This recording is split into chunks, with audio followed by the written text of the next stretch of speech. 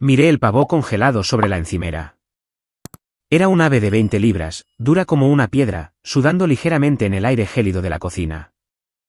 El sistema de calefacción había estado fallando toda la semana, pero mis padres dijeron que llamarían a alguien después de las vacaciones. Mi aliento se formaba en pequeñas nubes blancas frente a mi cara. Mi teléfono se iluminó sobre la encimera, vibrando contra el mármol. Una notificación de chat grupal: mamá creó el grupo, felicidad navideña. Se cargó una foto, mi madre, Susan, sosteniendo una copa de champán, radiante. A su lado, mi padre, Jeffrey, con aspecto relajado en una camisa de lino. Y al fondo, mis hermanas gemelas, Ashley y Jessica, ya con gafas de sol extra grandes, chocando copas en lo que claramente era una cabina de primera clase. La leyenda decía, finalmente, algo de paz. Luego siguió un mensaje de texto, simple y eficiente. Embarcando ahora. Nos vemos en 10 días. La alarma de la casa está activada. No me esperen despiertos. Volví a mirar el pavó. Tenía 13 años. No sabía cómo cocinar un pavó. No sabía cómo arreglar una caldera. Y aparentemente, no valía un billete de avión. No lloré. No respondí preguntando por qué. Simplemente me quedé allí en el frío, dándome cuenta de que familia era una palabra que usaban cuando les convenía. Y en ese momento, yo no lo era.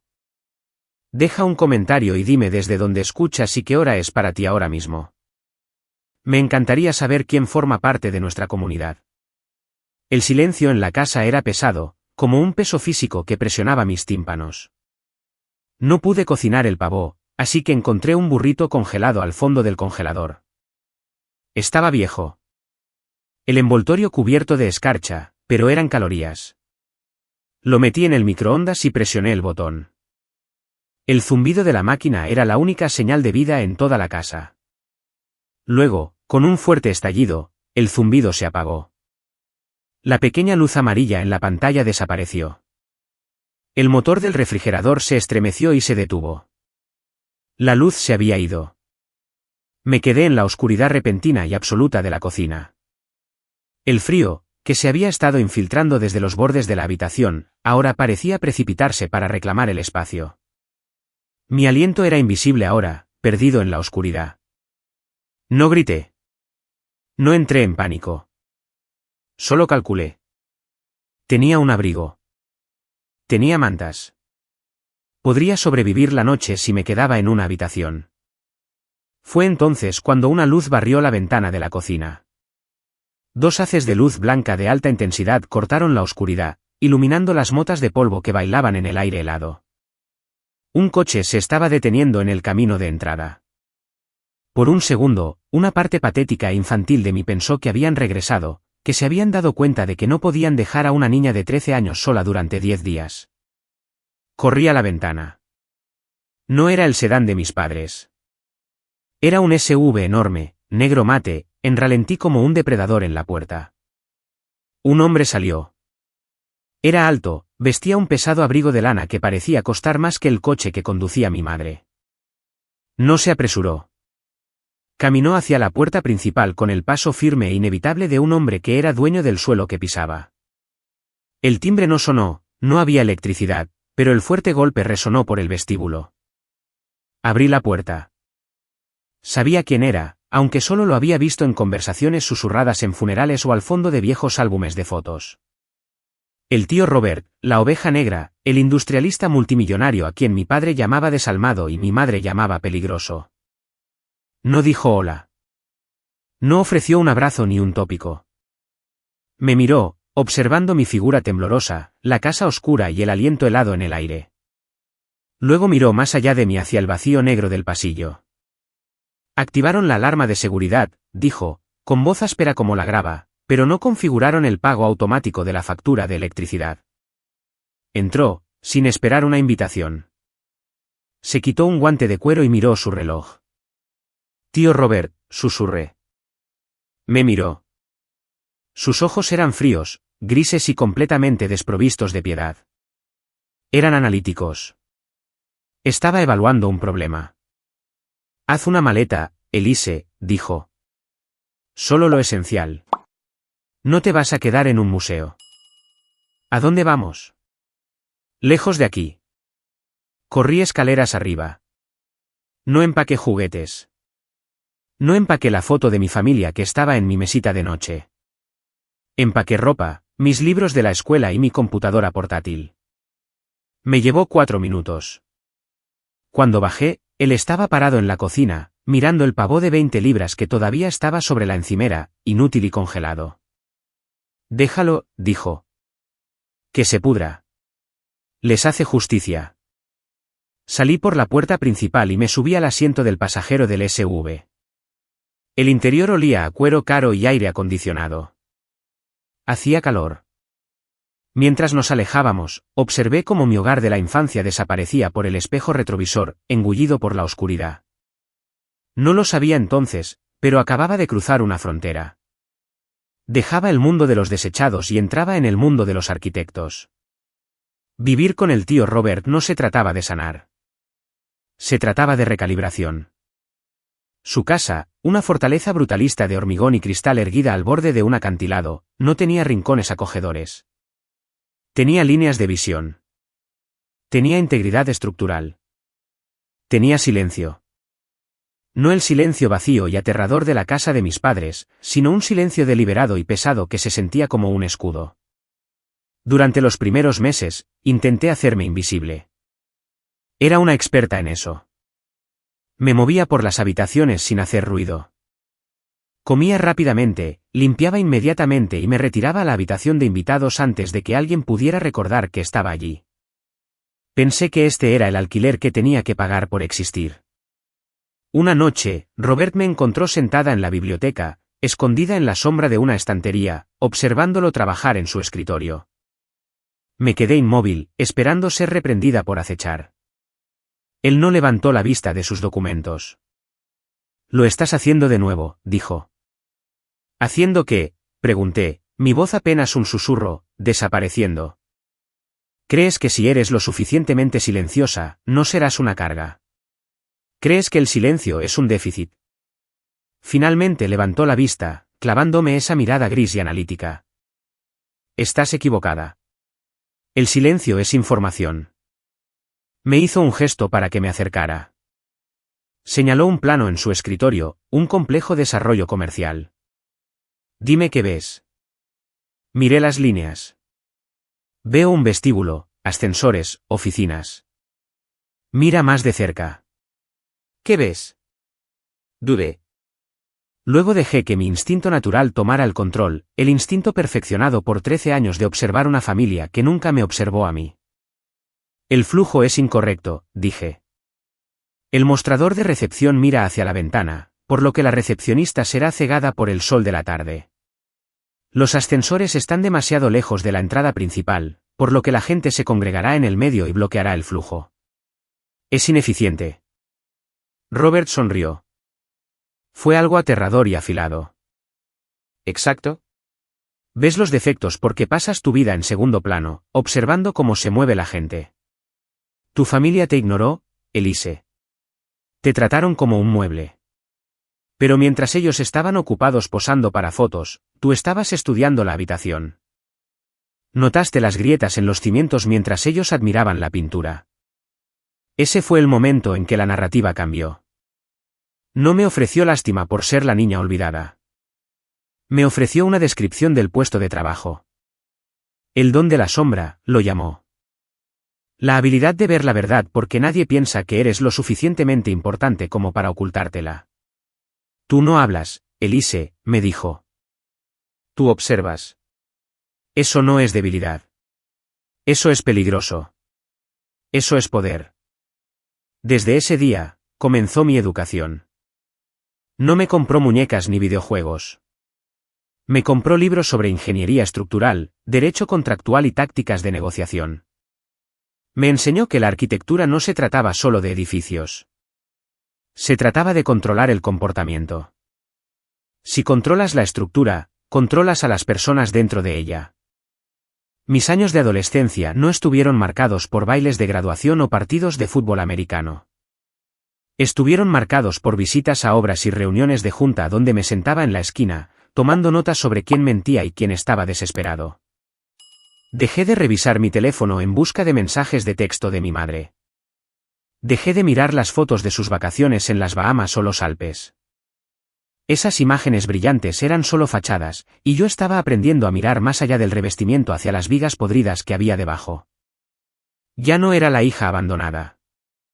Era un proyecto en construcción, y los cimientos se estaban vertiendo con hormigón, acero y una resolución absoluta y fría.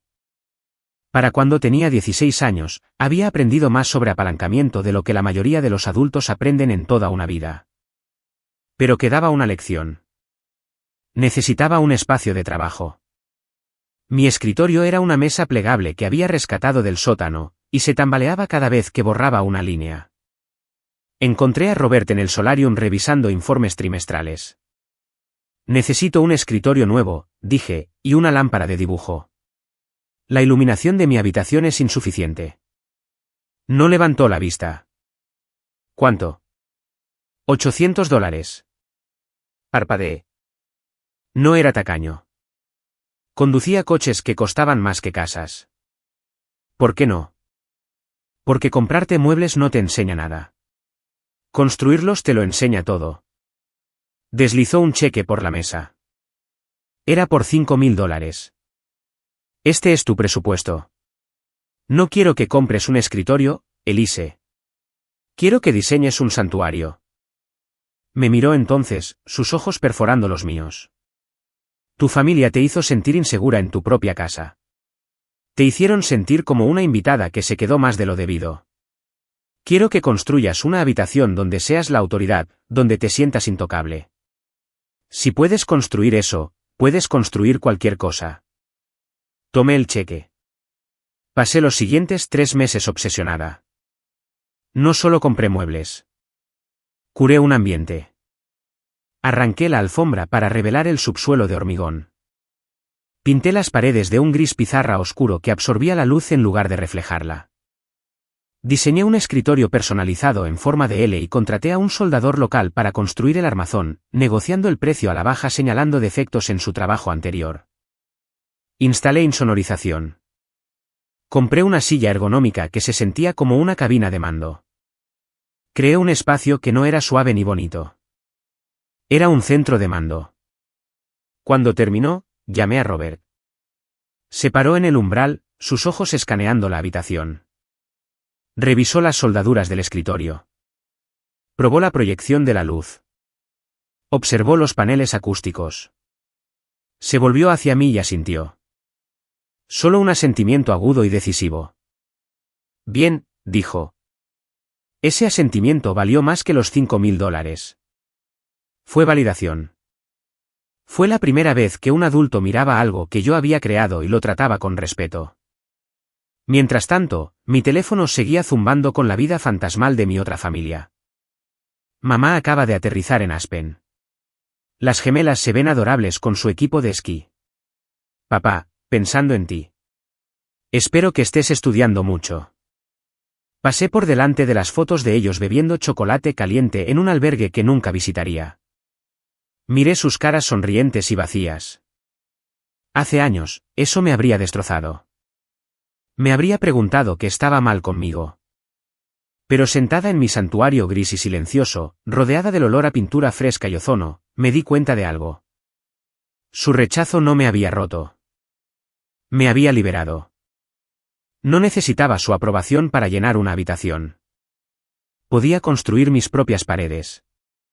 Los años se fusionaron en un enfoque singular. Me gradué de la escuela secundaria antes de tiempo. Fui a la escuela de arquitectura, financiada íntegramente por Robert, quien lo llamaba una inversión en infraestructura. Me gradué como la mejor de mi clase. Fundé mi propia firma a los 24. A los 28, estaba diseñando horizontes. Yo era la arquitecta, y mi fundación era inquebrantable. El tío Robert no se desvaneció. Concluyó. Fue una decisión de negocios. Su corazón estaba fallando. La integridad estructural comprometida sin posibilidad de reparación. Rechazó el hospital. Eligió el dormitorio principal con vistas al océano, donde podía monitorear las mareas. 2 días antes del final, me convocó. No era sentimental. Era estratégico.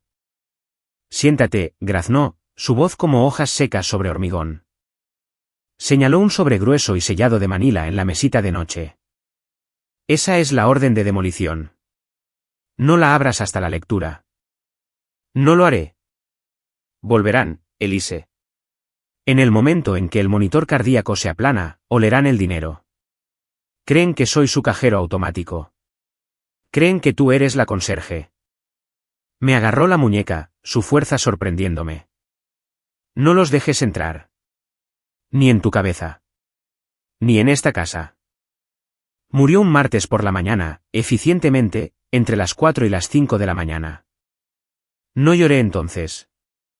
Tenía trabajo que hacer. Llamé al abogado. Llamé a la funeraria. Aseguré el perímetro. El funeral se celebró 3 días después. Fue un servicio pequeño y privado en la capilla del acantilado, o se suponía que lo sería. A las 10:55 de la mañana, una flota de 3 limusinas estiradas subió por el camino de grava. Eran alquiladas.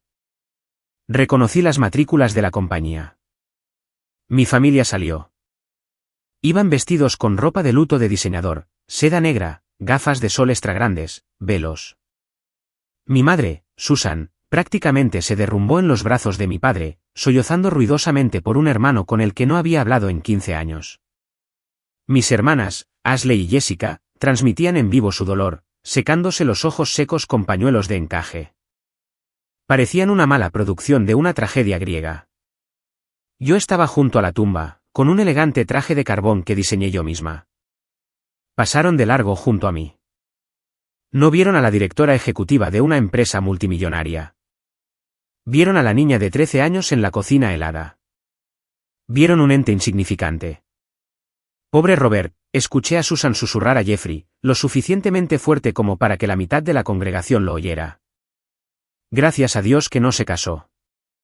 La herencia debería cubrir la bancarrota y las renovaciones de la casa de verano. No estaban de luto. Estaban calculando.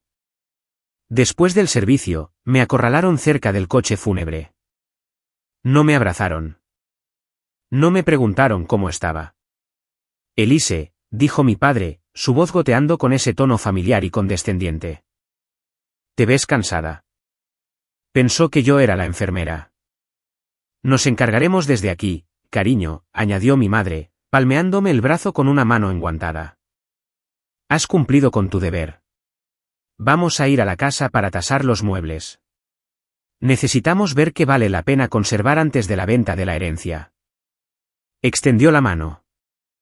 ¿Tienes las llaves, o necesitamos llamar a un cerrajero? Los miré, y de repente la arquitectura de su crueldad tuvo perfecto sentido. Para que ellos fueran la familia dorada, necesitaban un fracaso. Necesitaban que yo fuera la sobrina rota y abandonada que fregaba los suelos. Si reconocieran que yo era quien tenía el poder, que yo era la arquitecta, toda su autoimagen se derrumbaría. Necesitaban que yo fuera pequeña para que ellos pudieran sentirse grandes. No eran solo buitres. Eran parásitos hambrientos de un huésped. El abogado tiene las llaves, mentí, mi voz plana y fría. La lectura es mañana en la firma. Hasta entonces, la casa está sellada. ¿Sellada?, se burló Ashley. Es nuestra casa. Mañana, dije, y les di la espalda. Caminé hasta mi coche, me subí y los observé por el espejo retrovisor, discutiendo con los guardias de seguridad que había contratado para mantener la puerta cerrada. La sala de conferencias de la firma de abogados estaba diseñada para intimidar. Todo era caoba oscura, ventanales de suelo a techo y aire acondicionado a una temperatura que te mantenía despierto. Mi familia se sentó a un lado de la mesa. Yo me senté al otro. Jeffrey miraba su reloj, golpeando un dedo bien cuidado contra la madera pulida. Susan susurraba a las gemelas, Ashley y Jessica, que revisaban anuncios inmobiliarios en sus teléfonos. Ya estaban gastando el dinero. Me miraron solo una vez, con una mezcla de lástima y molestia, como si yo fuera una mancha en el mantel que no podían quitar del todo. El abogado, el señor Sterling, entró en la sala. No llevaba un maletín. Llevaba una única y delgada carpeta de archivo. Se sentó a la cabecera de la mesa y se ajustó las gafas. Robert prefería la eficiencia, dijo, su voz seca como el polvo. Así que seré breve. Solo lea los números, dijo Jeffrey, reclinándose en su silla. Sabemos que era líquido. Sterling lo ignoró. Abrió la carpeta. A mi hermano, Jeffrey, leyó, te dejo la deuda que acumulaste en 1998. El pagaré por la empresa fallida queda por la presente perdonada. Ahora eres solvente. De nada. Jeffrey parpadeó. ¿Qué? Esa deuda fue condonada hace años. ¿Dónde está el dinero en efectivo? Sterling continuó. A mi cuñada, Susan, te dejo el silencio que le diste a tu hija. Que te traiga el mismo consuelo que le trajo a ella. La boca de Susan se abrió. No entiendo. Esto es una broma. Y finalmente, dijo Sterling, mirándome directamente. A mi sobrina, Elise, la arquitecta de su propia vida, le dejo la totalidad de mi patrimonio, la firma, las propiedades, las carteras de inversión y los activos residuales. Todo. El silencio en la sala duró exactamente 3 segundos. Luego detonó. Eso es ilegal, Jeffrey golpeó la mano en la mesa. Estaba senil. Ella lo manipuló. Era su enfermera. Ella lo coaccionó. ¿Vamos a impugnar esto? Ese es nuestro dinero, gritó Ashley, dejando caer su teléfono. Somos la familia. No me moví. No hablé. Los observé desmoronarse con el interés desapegado de un científico observando bacterias bajo un microscopio. Sterling levantó una mano. Hay un documento más, dijo. La sala se silenció, pesada con la desesperada esperanza de que esta fuera la corrección, el verdadero testamento. Señor y señora Miller, dijo Sterling a mis padres, ustedes afirman que Elise coaccionó a Robert.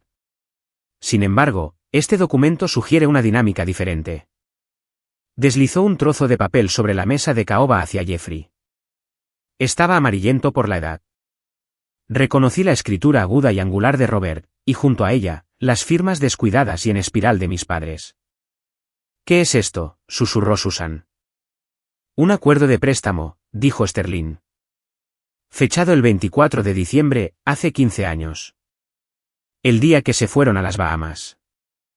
Se me heló la sangre. ¿La fecha? El pavo congelado. La casa vacía. Ustedes le pidieron prestados $500,000 a Robert, continuó Sterling, con la voz desprovista de emoción. Para cubrir deudas de juego y el mantenimiento de su estilo de vida. Robert aceptó pagarlo bajo una condición. Señaló una cláusula al pie de la página. Garantía, leyó Sterling. A cambio de esta suma, Jeffrey y Susan Miller acuerdan renunciar a toda reclamación parental sobre Elise Miller. Acuerdan transferir la custodia física a Robert Miller y cesar todo apoyo financiero y emocional. Acuerdan que la niña es carga del prestamista. El mundo dejó de girar. No me habían olvidado. No habían sido simplemente negligentes. Me habían vendido. Miré el papel. $500,000. Ese era mi precio. Por eso nunca llamaron. Por eso nunca regresaron. No fue porque yo fuera incapaz de ser amada. Fue porque habían cobrado el cheque. Miré a mis padres. Esperaba ver vergüenza. Esperaba ver arrepentimiento. En cambio, vi molestia. Estábamos en un aprieto, dijo Jeffrey, su voz elevándose en defensa.